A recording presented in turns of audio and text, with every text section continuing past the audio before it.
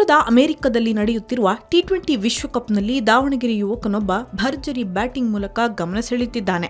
ಈ ಫೋಟೋದಲ್ಲಿ ಕಾಣುತ್ತಿರುವ ಈತನ ಹೆಸರು ಶ್ರೇಯಸ್ ಮೂವಾ.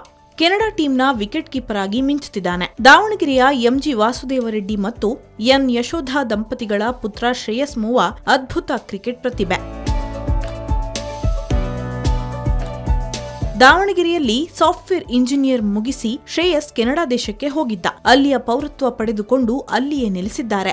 ಚಿಕ್ಕ ವಯಸ್ಸಿನಿಂದಲೂ ಶ್ರೇಯಸ್ಗೆ ಕ್ರಿಕೆಟ್ ಅಂದರೆ ಪಂಚಪ್ರಾಣ. ಈತನ ಆಟ ಹಾಗೂ ಅವರ ಎನರ್ಜಿ ನೋಡಿದ್ದ ದಾವಣಗೆರೆ ಕ್ರಿಕೆಟ್ ಅಕಾಡೆಮಿಯ ಕೋಚ್ ನಾಗರಾಜ್ ಆತನನ್ನ ವಿಕೆಟ್ ಕೀಪರ್ ಮಾಡಿದ್ದರು. ಉತ್ತಮ ಬ್ಯಾಟಿಂಗ್ ಕೌಶಲ್ಯತೆ ಹೊಂದಿದ್ದ ಶ್ರೇಯಸ್ ಓದಿನ ಜೊತೆಗೆ ಅಂತಾರಾಜ್ಯ 19 ಹಾಗೂ 16 ವರ್ಷದೊಳಗಿನ ಪಂದ್ಯಗಳಲ್ಲಿ ಆಡಿ ಶತಕ ಸಿಡಿಸಿದ್ದರು.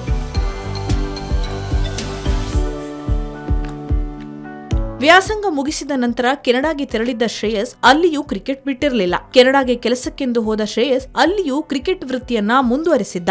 ಹಲವು ವರ್ಷಗಳಿಂದ ಕೆನಡಾ ಟೀಮ್ ಆಟವಾಡಿದ್ದ ಶ್ರೇಯಸ್ ಇದೀಗ ಕೆನಡಾದ ರಾಷ್ಟ್ರೀಯ ತಂಡಕ್ಕೆ ಆಯ್ಕೆಯಾಗಿ ಜೂನ್ 2ರಿಂದ ಆರಂಭವಾಗಿರುವ ಟಿ20 ವಿಶ್ವಕಪ್ನಲ್ಲಿ ಕೆನಡಾ ಟೀಮ್ನ ಪ್ಲೇಯಿಂಗ್ 11ನಲ್ಲಿ ಸ್ಥಾನ ಪಡೆದಿದ್ದು ಪೋಷಕರ ಸಂತೋಷಕ್ಕೆ ಪಾರವೇ ಇಲ್ಲದಂತಾಗಿದೆ. ಸಣ್ಣ ವಯಸ್ಸಿನಿಂದಲೂ ಸ್ವಲ್ಪ ಕ್ರಿಕೆಟ್ ಬಗ್ಗೆ ಭಾರಿ ಆಸಕ್ತಿ ಇತ್ತು.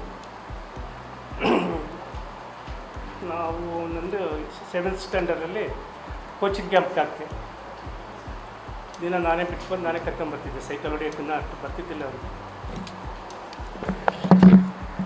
ಆನಂತರ ಅವನು ಸತತವಾಗಿ ಪ್ರಾಕ್ಟೀಸ್ ಮಾಡೋದ್ರಿಂದ ಅಂಡರ್ 13, ಅಂಡರ್ 14, ಅಂಡರ್ 16 ಎಲ್ಲ ವಲಯ ಮಟ್ಟಕ್ಕೆ ಆಡಿ 19 ಕೂಡ ಆಡಿದ್ದಾನೆ.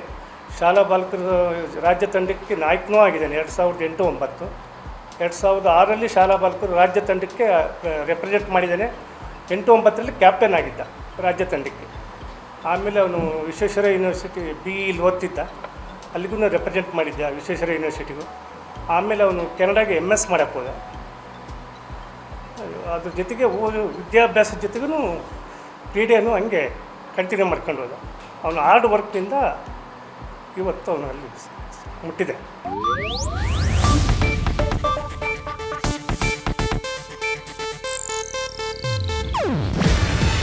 ಇದು ಏಷ್ಯಾನೆಟ್ ನ್ಯೂಸ್ ನೆಟ್ವರ್ಕ್ ಪ್ರಸ್ತುತಿ. ನೀವು ನೋಡ್ತಿದ್ದೀರಾ ಏಷ್ಯಾನೆಟ್ ಸುವರ್ಣ ನ್ಯೂಸ್.